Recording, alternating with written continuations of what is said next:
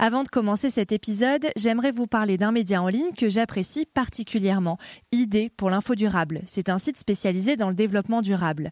Mais ce que j'aime surtout avec ce média, c'est que les journalistes donnent des solutions concrètes pour agir, car s'informer, ok, c'est indispensable, mais agir pour changer le monde, c'est encore mieux. Alors si comme moi, vous êtes en transition vers un mode de consommation plus responsable, plus écologique, je vous conseille vraiment d'aller y jeter un œil. Et le site internet, c'est tout simple, c'est l'infodurable.fr.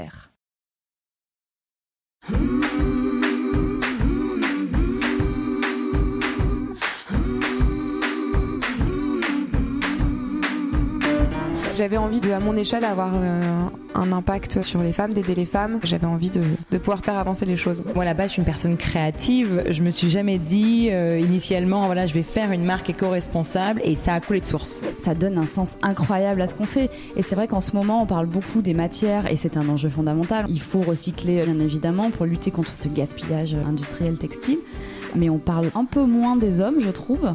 Et nous, c'est vraiment cette balance sur ces deux sujets-là qui sont tout autant fondamentaux l'un que l'autre. C'est con, on parle de vêtements, donc si t'as envie d'une robe rouge, je sais pas, avec des volants drapés, etc., tu peux la chercher pendant 15 jours, le temps de la trouver. T'as pas besoin d'en acheter une que tu trouves directement, qui est neuve. Tu vois. Aujourd'hui, je pense que toutes les marques qui vont se créer ont un devoir moral de faire de leur mieux, ou en tout cas avec un engagement. La clé essentielle du féminisme, je pense, c'est la notion de sororité. Et ça, je l'ai beaucoup développé dans mon travail, avec les femmes avec lesquelles je travaille, mes clientes essentiellement. Et bon, en tout cas, moi, c'est vraiment comme ça que je suis rentrée dans ce métier. Quand j'ai eu des bébés, je me disais, mais c'est quand même dingue, on leur met du benzène sur la peau, quoi.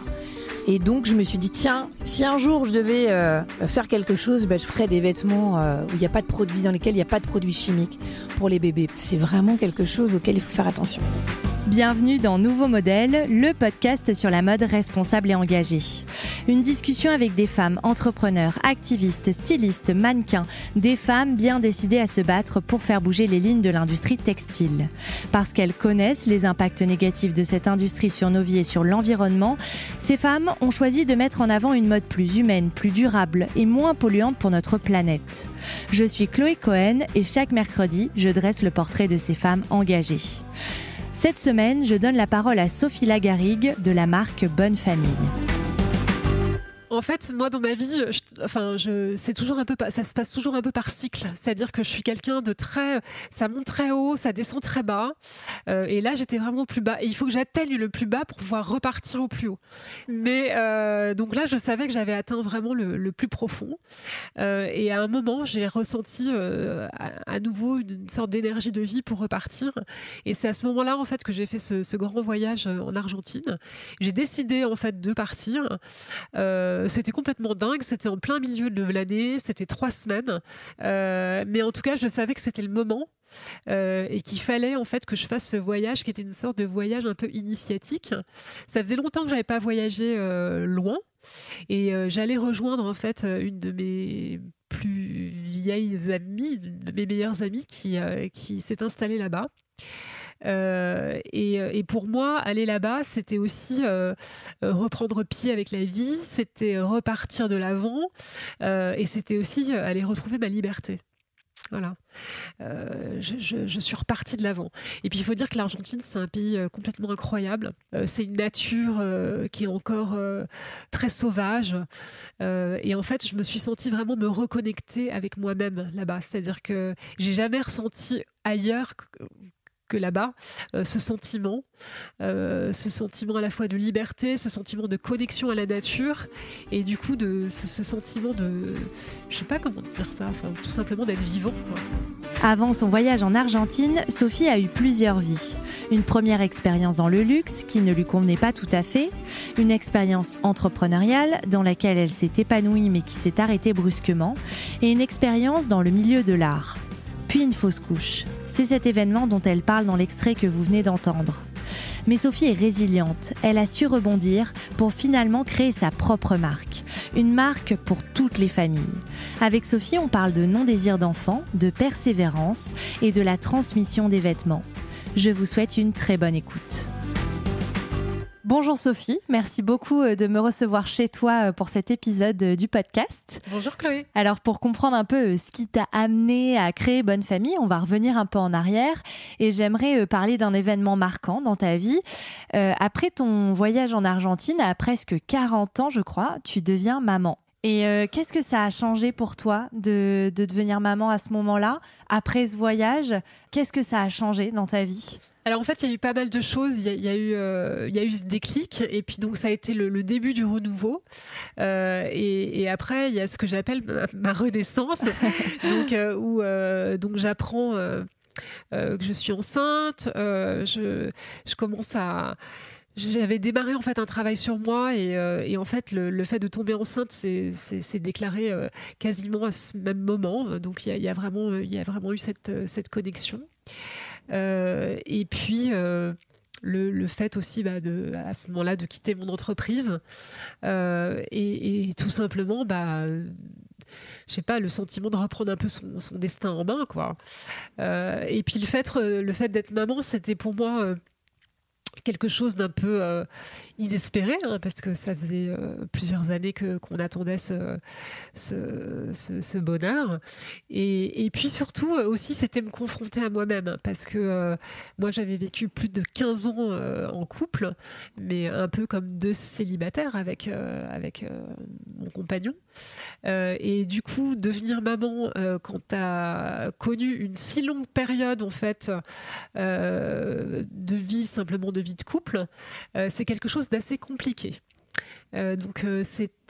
quel sens compliqué? Dans le sens où, pour deux êtres qui sont extrêmement indépendants, se retrouver comme ça, avec un petit être, dont on doit s'occuper au quotidien, ne plus avoir de temps pour soi. Alors ça peut sembler très égoïste dit comme ça, mais pour moi ça n'a pas du tout été évident. Et c'est pour ça que le rôle de mère est un rôle que j'apprends tous les jours et qui me fait beaucoup apprendre sur moi-même. Voilà, beaucoup plus que ce que je ne l'aurais imaginé. Okay. Ouais, c'est intéressant. Ouais. Et non, c'est pas du tout égoïste, je pense, de penser ça. Je pense que c'est assez normal. Et d'ailleurs, c'est important aussi d'oser le dire, parce qu'il y a cette vision de la société où on nous impose que quand on est une femme, on est censé devenir mère et on est censé aimer ça. Tout de suite. Tout à fait. C'est vrai qu'on parle peu des difficultés. Ouais, t'as tout à fait raison. Et puis il y a aussi ce fameux désir qui est, comme tu dis, on a l'impression que chaque femme doit devenir forcément une mère. Moi je l'ai pas connu pendant de très nombreuses années, ce désir de maternité, et ça n'a pas été forcément quelque chose, tu vois, de facile à vivre, hein. Ouais, j'imagine, autour de toi ça peut les questions un peu dans ton dos, ta famille, bon, ils sont gentils, ils osent pas trop aborder le sujet, mais bon, quand même on aimerait bien avoir des petits-enfants. Voilà, donc... la pression sociale. Il y a une sorte de pression sociale, de toute façon. Ouais, c'est sûr, c'est absolument sûr. Et je pense que pour certaines femmes qui ont décidé ou tout simplement qui ont pas ce désir naissant, c'est pas facile. En tout cas, moi, ça a été quelque chose de compliqué à vivre on va dire principalement entre 30 et 35 ans, quoi. Okay. Ouais. Parce qu'on attendait de toi que finalement tu aies envie de devenir maman, et alors que toi pas du tout, t'avais pas cette envie-là, quoi. Et je peux pas dire pourquoi, hein. C'est la nature. Bah oui, c'est-à-dire que t'étais pas prête, c'était pas encore pour toi. Exactement. Et puis moi je remercie beaucoup mon compagnon parce qu'il m'a laissé aussi cette liberté-là. Voilà, il a accepté. Et ça je pense qu'il n'y a pas de preuve d'amour plus forte que celle-ci. C'est sûr. Et donc tu deviens maman et tu quittes ton boulot. Voilà. À nouveau. Donc là, énorme prise de risque aussi. Est-ce que ça a été facile, ce choix de se dire je suis maman, mais je quitte quand même mon travail? En fait, ça a été facile parce que à partir du moment où j'ai su que j'allais devenir maman, tout s'est accéléré dans ma tête. Ça a été le début de cette fameuse renaissance dont je te parlais. Et puis, vu la vie que je menais, les déplacements que j'avais, les horaires que je faisais, il n'était pas question pour moi de rester dans ce même état. Je me disais que voilà, j'allais avoir un enfant, c'était quand même une chance extraordinaire. J'aurais pu passer à côté parce qu'à un moment, j'ai vraiment cru que ça n'arriverait jamais et qu'il fallait que j'en profite pleinement et que je puisse aussi offrir à cet enfant un maximum de présence, d'amour. Et pour moi, ça passait aussi par le fait de retrouver du temps pour moi, pour lui, et de devenir indépendante en fait. Donc ça a été, si tu veux, ça s'est fait très naturellement en fait. C'est quelque chose qui a été, complètement naturel par rapport au moment où je suis devenue maman. Ok. Et donc la 3e étape aussi importante pour toi, tu décides de refaire ton sourire. Oui, alors ça fait toujours partie du processus, mais c'était quelque chose auquel je pensais depuis de nombreuses années, et pour moi ça a été quelque chose de très symbolique. Donc ça a été assez long parce que ça a duré 3 ans en tout. Ça s'est conclu par une opération assez importante qui a changé véritablement mon visage. Non pas que que je n'ai pas aimé mon visage, que j'ai envie de changer quelque chose, mais en fait il y avait une problématique fonctionnelle. Mais voilà, il y a eu cette symbolique de changement physique. Et je pense aussi que peut-être qu'il fallait que je passe par là, tu vois, pour finir en fait ce processus de renaissance. Mais en tout cas, ça a été, ça fait vraiment partie de moi aujourd'hui, parce que je sens aussi que depuis que j'ai refait ce sourire et que j'ai eu cette opération, je vais beaucoup plus naturellement vers les autres aussi. C'est-à-dire que moi, j'ai toujours eu ça au fond de moi, c'est-à-dire que je suis quelqu'un qui est à la fois assez introverti et en même temps qui ait beaucoup de plaisir à échanger et à avoir des relations avec les autres. Mais j'ai toujours eu un peu j'ai toujours un peu hésité. Est-ce que je suis plus avec moi-même ou est-ce que je suis plus avec les autres? Et en fait, depuis que j'ai fait cette opération, je vais beaucoup plus vers les autres. Alors ça correspond aussi, je pense, à mon évolution en tant qu'entrepreneur, parce que forcément, dès lors que tu crées ton entreprise, que tu commences à être à ton compte, de toute façon t'as pas le choix, quoi. Il faut aller de l'avant, il faut aller interroger les gens, il faut prendre le lead, parce que rien ne vient à toi naturellement. Mais en tout cas, voilà, ça a été une étape de plus. Et donc comme quoi, à 40 ans, on peut démarrer une nouvelle vie et être pleinement épanoui. Moi je trouve que c'est symboliquement un pied de nez un peu à la société qui nous fait croire que nous les femmes à 40-50 ans on est un peu fini. Donc je trouve que c'est chouette quoi. Je crois que tu le dis très bien. Je pense que la société veut nous faire croire un tas de choses, parce qu'aujourd'hui quand on parle d'une femme de 40 ans en entreprise, malheureusement on va dire qu'elle est presque déjà finie, hein. Je trouve cette expression horrible, mais je suis d'accord c'est ce avec que ça. la société nous renvoie, alors qu'une femme de 40 ans qui aujourd'hui est entrepreneur, je veux dire, c'est génial, elle est dans la force de l'âge et elle a tout l'avenir devant elle. Et en fait, au fond de nous, je pense qu'on est toutes comme ça, c'est-à-dire que à 40 ans, on n'est pas vieille. Clairement pas. On a envie de faire plein de choses, c'est le milieu de vie. Je veux dire... Au contraire, c'est même le moment où tu es beaucoup plus aligné avec toi-même, où tu as vécu un certain nombre d'expériences qui te permettent, tu vois, d'avoir du recul, de savoir ce que tu veux, de savoir ce dont tu as envie. Et donc, c'est le plus bel âge. Non, mais voilà, je trouve que symboliquement, c'est hyper chouette, tu vois, d'avoir parce que on a l'impression que un nouveau chapitre s'ouvre devant toi, quoi, à ce moment-là. Et d'ailleurs, tu commences Bonne Famille à ce moment-là, donc ta marque. Est-ce que tu peux nous raconter déjà ta volonté de créer une marque de mode et puis comment ça s'est passé dans ta tête? Pourquoi tu t'es dit que tu avais envie de créer cette marque autour du thème de la famille? Alors tout ça est lié parce qu'en fait, quand je suis devenue maman, donc assez tardivement, moi, je me suis complètement reconnectée avec ma propre famille, dans le sens où, non pas que j'ai coupé les ponts, ça se passait très bien, mais justement, du fait que ça se passait bien, j'avais peut-être pas compris ou analysé à quel point en fait elle avait été importante dans ma construction personnelle et à quel point elle m'avait permis aussi de traverser des étapes de la vie pas forcément faciles.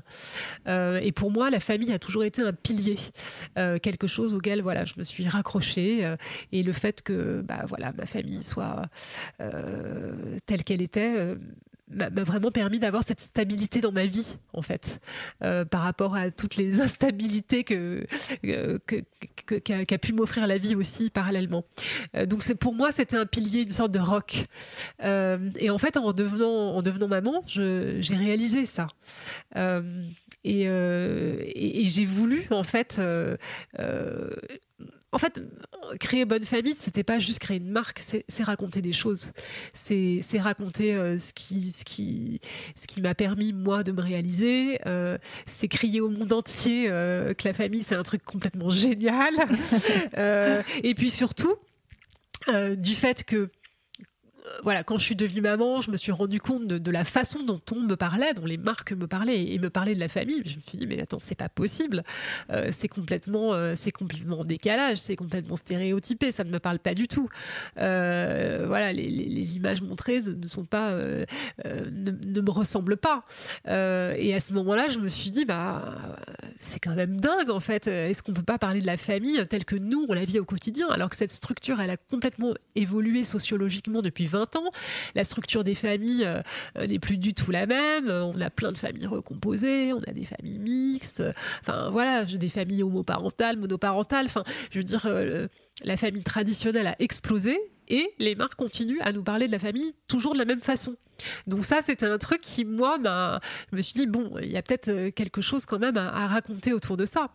Donc l'idée, elle est venue de là, en fait. Elle est plus venue, si tu veux, d'une situation de vie et d'une envie de raconter des choses à la fois autour de ma propre expérience et puis autour de ce que je vivais et de ce que je voyais d'un point de vue sociologique. Voilà, c'est comme ça qu'est née cette marque. Ok, cette envie de lutter contre les stéréotypes. D'ailleurs, sur ton site, tu parles beaucoup de la famille imparfaite, d'imperfection. C'est important pour toi aussi de mettre ça en avant, que la famille parfaite n'existe pas? Mais en fait, c'est tout ce que je dis à travers cette marque.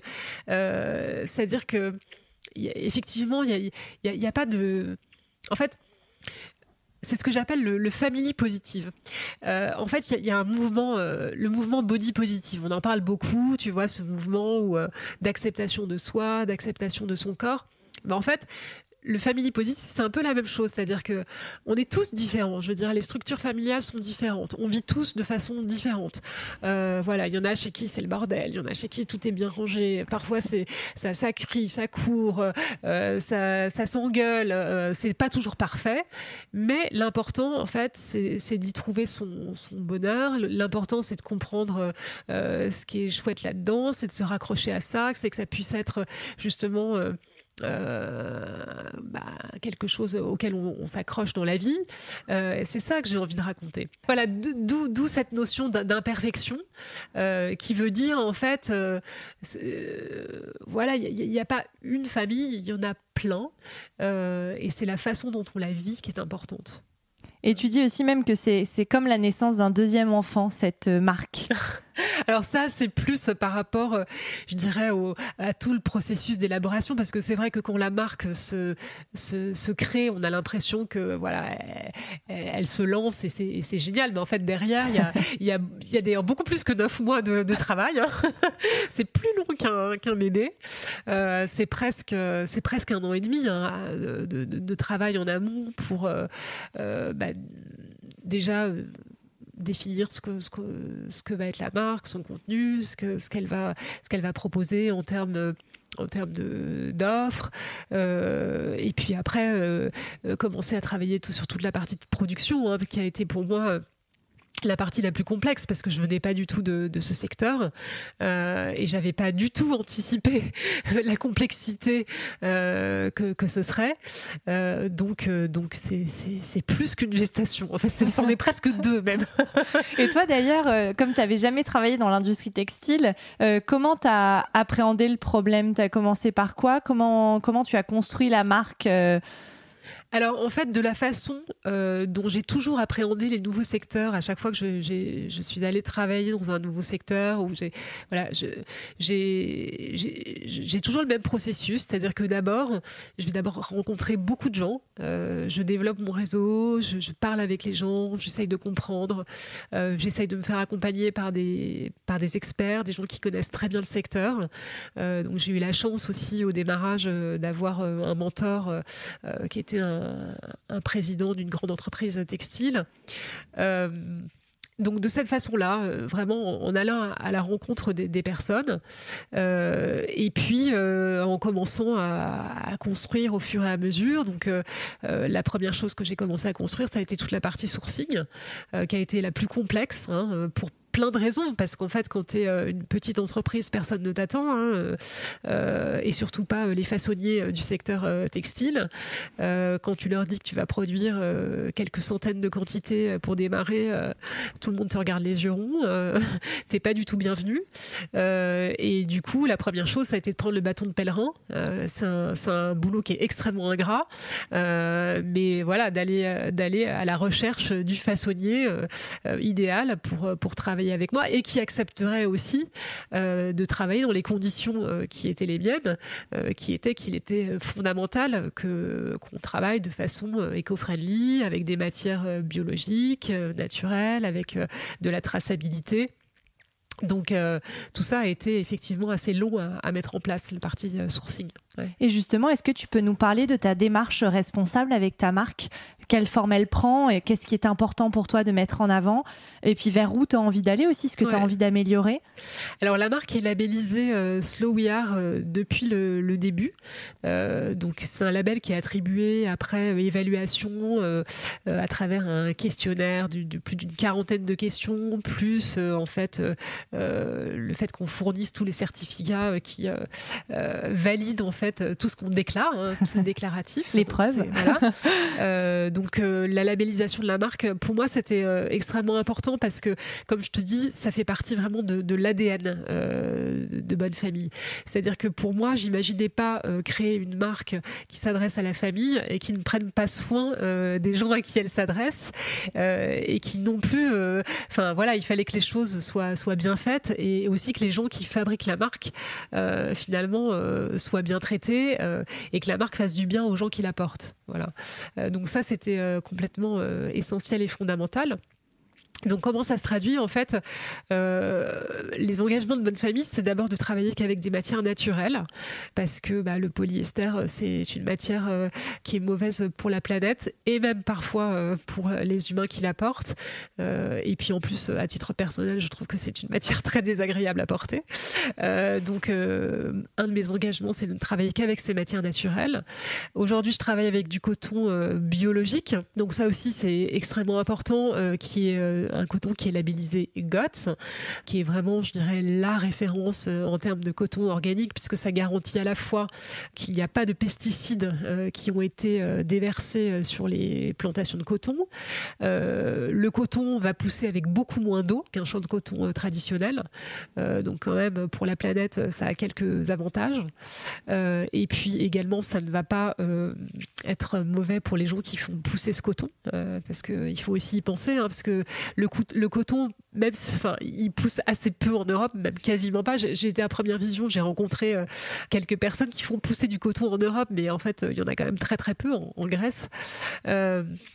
Donc oui, généralement, c'est plutôt en Inde, un peu loin. En Inde, en Afrique. Donc voilà. Et en plus, le fait de travailler avec du coton biologique, évidemment, c'est une garantie pour la peau. Donc ça, pour moi, c'était hyper essentiel. Ce label est important, même socialement. C'est vrai que ça interdit le travail des enfants, voilà, ce genre de choses. Voilà, tu as des garanties tout à fait qui sont sociales et environnementales. Et puis, donc après, il y a tout le travail sur la traçabilité de la chaîne de production qui est probablement le plus complexe. donc travailler sur le sourcing, donc aller chercher donc le fil, savoir d'où vient le fil, où a poussé le champ de coton, où est-ce qu'on a tissé le fil, ensuite où ça a été tricoté, bon évidemment, parce que en fait plus j'avance si tu veux et plus je vais aller directement sourcer je vais aller chercher les partenaires à la source. Donc au niveau du fil, je vais aller directement travailler avec le partenaire qui produit le fil, ce qui permet justement d'augmenter au fur et à mesure la traçabilité. Donc il y a tout ça. Et ton usine est au Portugal. Et voilà, donc pour moi c'est extrêmement important de travailler dans la proximité en Europe pour plein de raisons, mais les principales c'est que on va éviter de faire des milliers de kilomètres, de faire des allers-retours avec les produits sur des milliers de kilomètres, et puis le fait de travailler en Europe quand même te garantit aussi les conditions sociales dans lesquelles sont fabriqués des vêtements, et ça c'est quand même un gros plus. Ouais. Et donc, au-delà de cette démarche dont tu viens nous parler, sur la proximité, sur le choix des matières premières, sur la traçabilité, ça veut dire quoi pour toi être une marque éthique, une marque responsable ? Eh bien, avant tout, et notamment aussi parce que je m'adresse aux enfants et à la famille, la durabilité des produits, c'est quelque chose de très très important pour moi. Donc un exemple que je te donne, c'est que moi je fais prélaver absolument tous mes produits avant de les vendre. Qu'est-ce que ça fait ? Ça évite que le produit rétrécisse. Et du coup, le consommateur, il achète un produit qui est à la taille de son enfant ou à sa taille. Et il n'a pas de mauvaise surprise une fois qu'il le met dans son lave-linge. Donc ça a un coût, évidemment, mais ça fait partie de la durabilité. Parce que on est sûr d'acheter un produit qui ne va pas rétrécir. Il y a assez peu de marques qui le font, on n'en parle pas beaucoup, mais en tout cas, pour moi, ça fait partie des garanties que j'offre à mon consommateur. Et puis plus globalement, je travaille beaucoup aussi sur le choix de mes matières premières, de mes tissus, pour avoir des tissus qui soient de belle qualité, qui résistent au lavage. Parce qu'il faut savoir qu'un vêtement enfant, il va être lavé, on va dire quasiment à chaque fois qu'il va être porté un haut. Enfin, c'est quand même, quand on a des enfants assez jeunes, voilà, c'est quand même lavé extrêmement souvent. Donc, je fais en sorte que ces tissus aient une résistance au lavage très importante. Et donc, voilà, il y a vraiment un travail sur la durabilité des produits, également sur la façon dont on va travailler la confection pour avoir des coutures qui soient vraiment solides. Voilà, il y a tout un ensemble de choses auxquelles on fait attention pour que ce produit puisse durer dans le temps et puisse être transmis. Parce que l'idée aussi, c'est qu'un vêtement enfant, il puisse être transmis au petit frère, à la petite sœur ou à la petite cousine ou à n'importe qui, mais voilà, qu'il ait plusieurs vies en fait. Ouais. Mais ça correspond au thème de la famille aussi finalement, cette transmission de génération en génération. Exactement, ouais, c'est tout à fait au cœur. Et puis après, par rapport aux engagements éthiques, il y a aussi le fait que moi je produis en petite quantité, je fais très très attention en fait à ce que je produis pour être sûr de pouvoir vendre l'intégralité de ma production, de ne pas avoir de stock dormant. Donc ça c'est aussi hyper important, de ne pas gâcher. Ça fait partie aussi de mon éducation, ça. Et donc, c'est des choses que j'ai envie de transmettre. Et justement, tu parles de ton éducation. Il vient d'où alors cet engagement ? De tes parents qui t'ont transmis toutes ces valeurs, ça vient d'où ? Alors en fait, l'engagement vient pas de mes parents. En fait, c'est comme je te disais, moi j'ai été éduquée de cette façon-là. On m'a toujours appris en fait le goût des belles choses, le goût du beau vêtement, principalement autour du vêtement. Enfin, les belles choses d'une façon générale. Mais le vêtement était important. Moi, ma maman avait des très belles pièces, des pièces de créateurs qu'elle gardait des années, mais même certaines qu'elle m'a transmises. Et moi, j'ai toujours eu ce goût. Je me suis jamais habillée en fast fashion. Je suis pas du tout une fast fashion victime, même si j'ai toujours beaucoup aimé la mode. Mais je préférais en fait économiser et m'acheter une très belle pièce, un beau pull, plutôt que de dépenser mon argent sur plein de choses pour changer tous les jours. Ça fait partie de ma philosophie, de ce qu'on m'a appris. Alors je pense qu'on me l'a transmis parce que ma maman est née pendant la guerre et je sais qu'elle m'a toujours raconté que il fallait faire très attention et qu'elle est vraiment née avec ça dans la tête, avec le fait de de savoir que voilà, il fallait faire attention, c'était pas forcément facile, tout n'était pas à disposition. Et du coup, elle me l'a transmis, je pense, de façon indirecte. D'accord. Et si je te dis que tu es une personne engagée, tu me réponds quoi ? Fondamentalement, je pense que je suis quelqu'un de très engagé. Mais c'est drôle parce que je suis pas une militante dans l'âme, mais finalement, ma marque me permet d'avoir un certain militantisme. Et je pense que cet engagement, en fait, je suis quelqu'un de très engagé au fond de moi. Je l'ai toujours eu depuis très jeune. Mais aujourd'hui, en fait, avec Bonne Famille, je commence à me réaliser, à me réaliser et à travers cet engagement. Et c'est vrai que, tu sais, c'est pas facile tous les jours. Il faut tenir. Il faut avoir des convictions très fortes. Il faut avoir beaucoup de persévérance. Parce que je peux te dire que tous les jours, il y a des embûches sur ton chemin pour te dire qu'il faut que tu fasses les choses autrement, que tu les fasses plus facilement. Et donc, construire une marque de façon éthique, c'est pas du tout une évidence, dans le sens où voilà, ça demande, comme tu dis, un vrai engagement tout à fait fondamental. Donc oui, mais il y a de la persévérance, donc oui, je confirme, engagé. Et toi, à quel moment tu as pris conscience des dérives de l'industrie textile ? En fait, comme je te disais, j'ai toujours eu cette éducation autour du beau vêtement.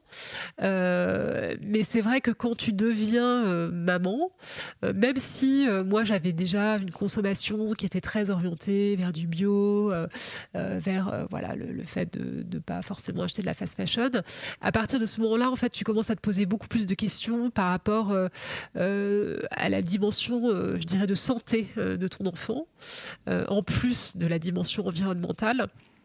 Donc je dirais que c'est à partir de ce moment-là où vraiment je me suis posé beaucoup plus de questions sur les choses. C'est-à-dire j'ai commencé à questionner un petit peu tous les aspects dans ma vie, tu vois, par rapport à cette dimension d'impact sur l'environnement. Voilà, c'est à partir de ce moment-là. Ça t'a ouvert les yeux un peu sur aller chercher l'information pour être sûr que ce que j'achète, ça correspond à mes valeurs, à ce que je veux transmettre à mon enfant. Exactement. Okay. Ouais.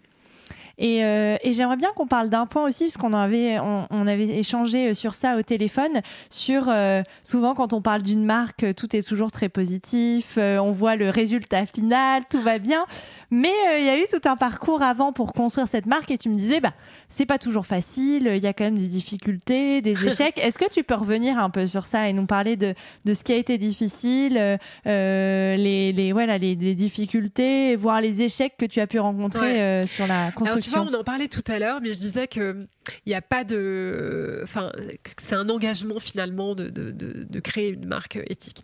Déjà, tu vois, la simplicité, ça pourrait être, comme beaucoup de marques le font aujourd'hui et qui se disent éthiques, d'aller acheter des sweatshirts ou des t-shirts qui sont déjà fabriqués quelque part à l'autre bout du monde, au Bangladesh, mais qui sont labellisés avec tous les labels que tu peux imaginer, et d'aller simplement faire du marquage dessus. Bon, ça m'intéresse pas du tout. Et je trouve que c'est pas la façon dont moi j'ai envie de travailler.